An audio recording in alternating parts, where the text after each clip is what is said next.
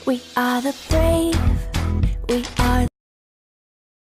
जब आप प्रेग्नेंट होना नहीं चाहती और उसके बाद भी आप प्रेग्नेंट हो जाती हैं या फिर आप गर्भ निरोधक गोली खाने के बाद भी प्रेग्नेंट हो सकती हैं, तो इससे बड़ी परेशानी की क्या बात होगी।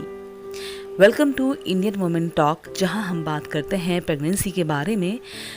आज हम बात करेंगे कि अगर हम गर्भ निरोधक गोली खाने के बाद भी प्रेग्नेंट हो सकते हैं तो इसके पीछे क्या कारण हो सकते हैं, इसके पीछे क्या राज होते हैं। क्या आप गर्भ निरोधक गोली खाने के बाद भी प्रेग्नेंट हो गई हैं? अगर आपका जवाब हाँ में है तो इसमें हैरानी की कोई बात नहीं है, क्योंकि ऐसा होना आम सी बात है। लेकिन शायद आपको किसी ने ये नहीं बताया कि ऐसा होता क्यों है। दरअसल दोस्तों, हमारी खुद की गलतियों की वजह से ऐसा होता है, ना कि गर्भ निरोधक गोली खाने की वजह से।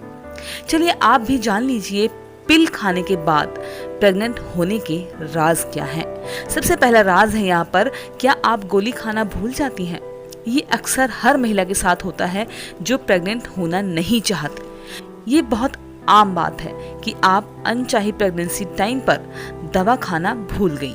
अगर आपका सोचना है कि एक दिन गोली ना खाऊं तो क्या फर्क पड़ेगा, तो ये आप गलत सोचती हैं, क्योंकि इससे आपके शरीर में पूरे हार्मोन्स परिदृश्य पर असर पड़ता है। दूसरा है, जब याद आया तब गोली खा ली। जब हमें याद आया तो हमने खा ली, भूल गए तो हमने स्किप कर दिया, सोचेंगे चलो कल खा लेंगे। तो ये गोली कोई टॉफ़ी या विटामिन की गोली नहीं है कि जब आपका मन किया तब खा ली।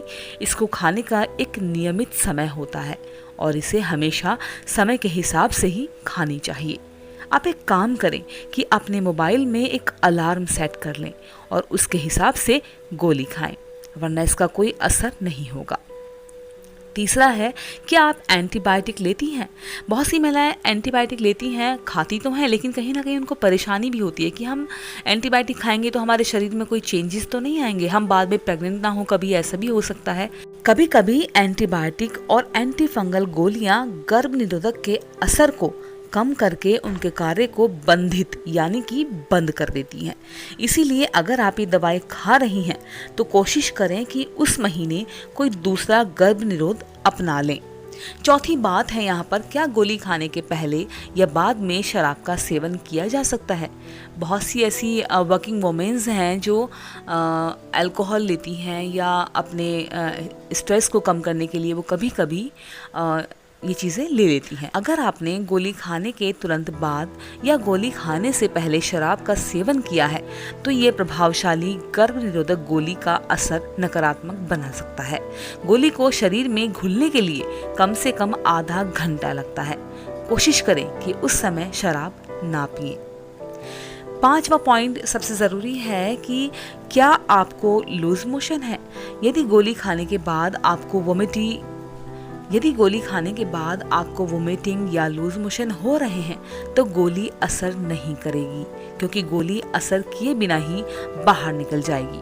आप कॉन्डोम या डायफ्रेम का इस्तेमाल करें और अनचाहे गर्भ से छुटकारा पाएं। लास्ट छठा पॉइंट है दोस्तों, बहुत ही ज़रूरी है ये समझना, क्या आप गोली सही ब्रांड की ले रही हैं। हर गर्भ निरोधक गोली में प्रोजेस्टेरॉन की एकाग्रता एक जैसी नहीं होती। यहाँ तक कि 10-15 mg की छोटी सी विविधता भी आपको प्रेग्नेंट बना सकती है। ये गोली डॉक्टर द्वारा आपके वजन को देखकर निर्धारित की जाती है, इसीलिए किसी भी ब्रांड की गोली खाना बेकार है। अगर आप प्रेग्नेंट होना नहीं चाहती तो आप डॉक्टर की सलाह से अपने लिए गोली लिखवा सकती हैं। ये कुछ ऐसे टिप्स थे जो मैंने आपको दिए हैं अनचाहे गर्भ को संभालने के लिए। जो भी आप गर्भ निरोधक गोली खाती हैं उससे आप प्रेग्नेंट हो सकती हैं नहीं। मेरे वीडियो में आपको समझ में आया होगा। आप मेरे चैनल इंडियन वुमेन टॉक को सब्सक्राइब ज़रूर करेंगी। आपका खुशी के साथ ख्याल रखिएगा। कमेंट सेक्शन में बताइएगा कि आप कोई भी सवाल आपका हो आप पूछ सकती हैं, और आपका खुशी के साथ ख्याल रखिएगा। एक और अच्छी सी वीडियो के साथ बहुत जल्द आपसे मिलती हूँ। तब तक के लिए धन्यवाद।